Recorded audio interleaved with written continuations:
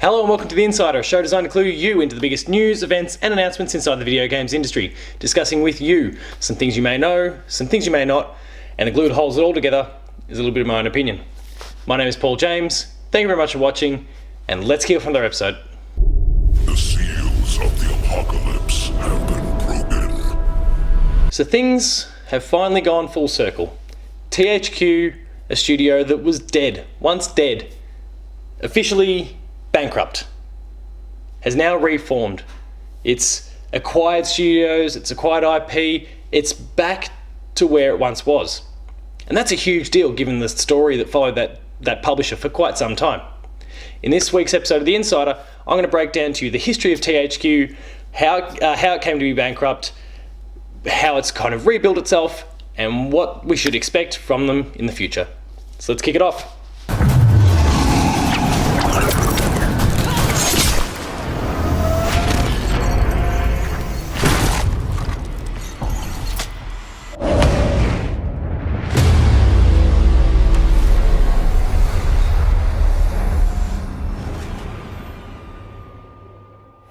So before we dive too heavily into what has happened in these past 24 to 36 hours, it's worthwhile going back and having a bit of a look to see what happened to THQ and how things eventually built up to what we saw today. So it was back in 2012 when everyone in the games industry knew that THQ was on the rocks. Things were not looking very good. They'd recently released the Uplay accessory for the PS3, the Wii, the Xbox 360, and it had flopped massively, and it was a huge investment of theirs that had cost them a lot of money. Compounding this was a lot of IP that they'd released that never seemed to really grab a market, and consequently some became poor investments for the company. That meant that in January 2013, all the company's assets were up for sale. And big AAA and smaller publishers swept in and picked up the pieces. Ubisoft took South Park. Koch Media, who were Deep Silver, they picked up Volition, who were those responsible for Saints Row, Metro, and then there was other IP such as Darksiders that were picked up by Nordic Games, and there was numerous IP that didn't get picked up and kind of got left, and the pieces were lost, and we all thought that's it. Some of these IP, they're going to be abandoned and we're never going to see them again. Well, that's changed in recent years. As Nordic Games looked to pick up the pieces of THQ, they also picked up the naming rights of the company, and so THQNordic was formed. And in the years since, THQ has slowly rebuilt itself. Darksiders is back. We're getting new IP from the studio, Biomutant, which is a game that many people are really anticipating at the moment, and a whole bunch of others that have kind of slowly come together over the course of the last few years. From the naming rights to the publishing rights, we've seen a number of these PS2 classics get re-released on PS4. There's been the pieces slowly falling into piece over the course of the last 24 months or so. And that leads us to today, which we'll discuss next.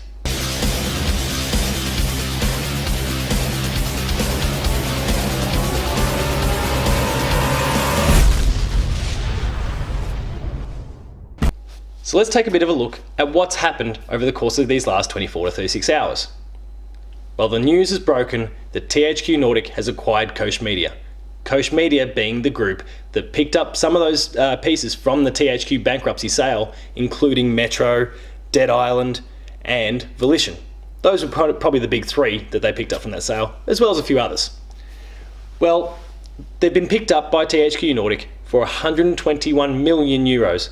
Not a small number, but the IP that THQNordic is now reacquiring are not insignificant.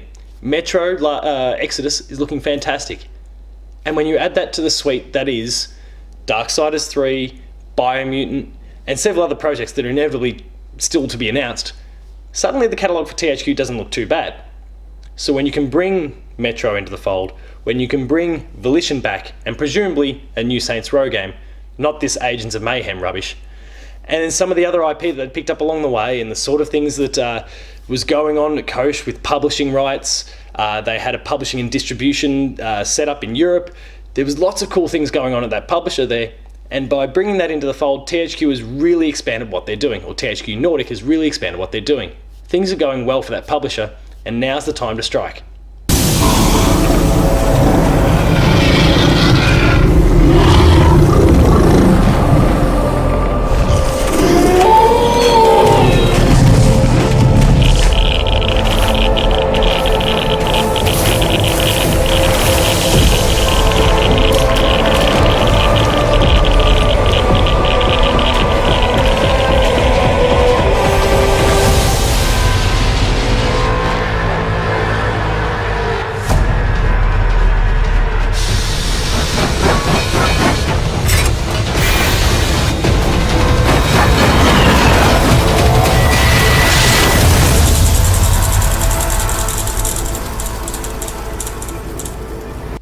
So what does this acquisition mean?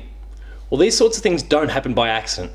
I cannot imagine that THQNordic wasn't prepared and had the money to pick up Koch Media if it wasn't stable and in a really good place. Something that THQ wasn't back when it went bankrupt in 2012, obviously. What does it mean? Well, back into that fold, as I've already spoken about, we get to see Metro, we get to see Saints Row, we get to see Homefront, which is one that I've not discussed at this point, and who knows what potential that franchise has still got. We get to see Dead Island come back, the likes of Kingdom Come Deliverance, maybe they're able to hang on to some publishing rights for further games in that series, and a whole bunch more that Koch Media was working on. Also, that European publishing arm. This means that THQNordic has greater reach, has a greater capacity to deliver games to the masses, has more studios under its umbrella, and things are looking really, really good for that publisher going forward.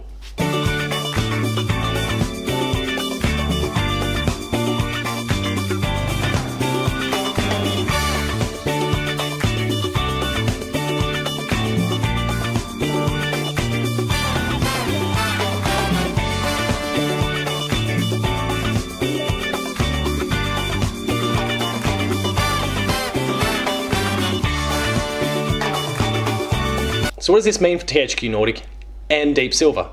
Well, not a hell of a lot, because the two companies, whilst merged now and whilst working under the same umbrella, Deep Silver is still going to be working independently. They are only a subsidiary of THQNordic, and consequently they'll still make their own conscious decisions. They'll still be responsible for different publishing in different regions, but it does mean a lot financially for the future of THQNordic. That publishing and distribution arm alone will be massive for their finances. And when you can bring in a bit of money from the likes of Metro and Saints Row and all those IP that are kind of coming in with it, as well as the Atlas and Sega games that were getting published by Deep Silver, there's a lot of money that's coming into THQ.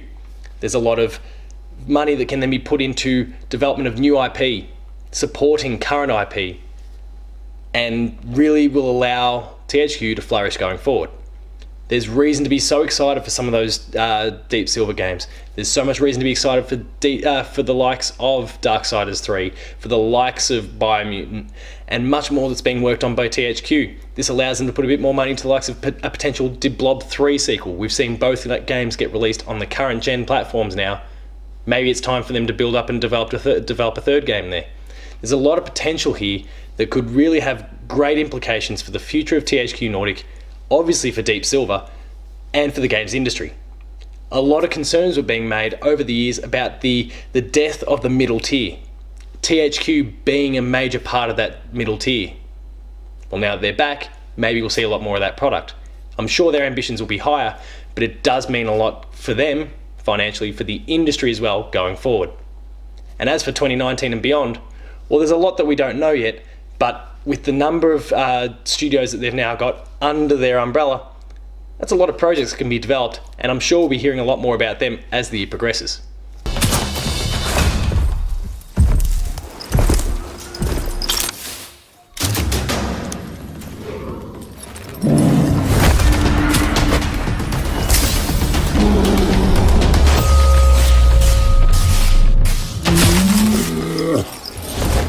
The story of the last decade for THQ and THQNordic has been a long and complicated one, but it now seems to be really finally coming to a head in what is a really positive way.